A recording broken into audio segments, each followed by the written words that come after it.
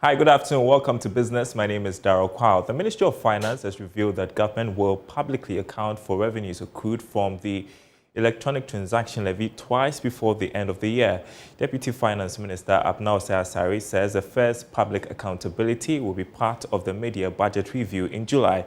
She was speaking at a one-day training event for more than 200 staff of the Information Service Department on the E-Levy implementation. Prince Apia has more. The government says the implementation of the electronic transfer levy will help rope in more people into the tax net. Before its passage, one of the major reasons for rejection was accountable application of revenue.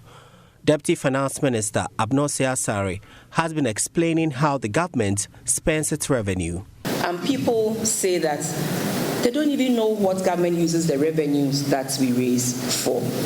When you look in the budget, government is hoping to raise about 80.1 billion by close of 2022. In that same budget, government is hoping to use 35.8 billion Ghana cedis of that tax revenue to pay salaries for all government workers. Again, when you look in the budget, we are hoping that we will be able to close the infrastructure deficits by building more schools, attending to our roads and everything. In the budget, government is hoping to spend about 16 billion of that revenue to address this infrastructure gap.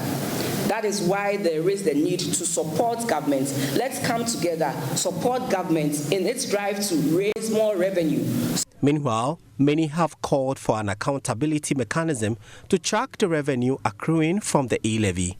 Mrs. Sayasari says the government will publicly account for E-Levy revenue before the end of 2022.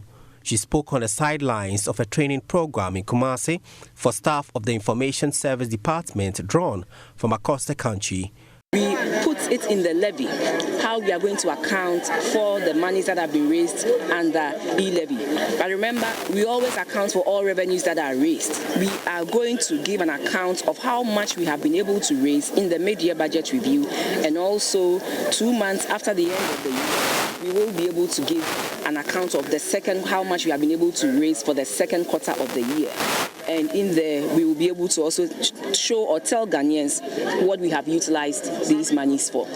Like I mentioned, E-Levy is not the only revenue measure in the 2022 budget. There are several revenue measures and there are several revenue tax handles. There are several tax handles in there. Many others in there, including the sanitation levy, the COVID-19 levy, and the E-Levy. And together, we are hoping to raise about 80.3 billion Ghana cedis. And E-Levy happens to be one of the revenue handles or measures that government has put in the budget.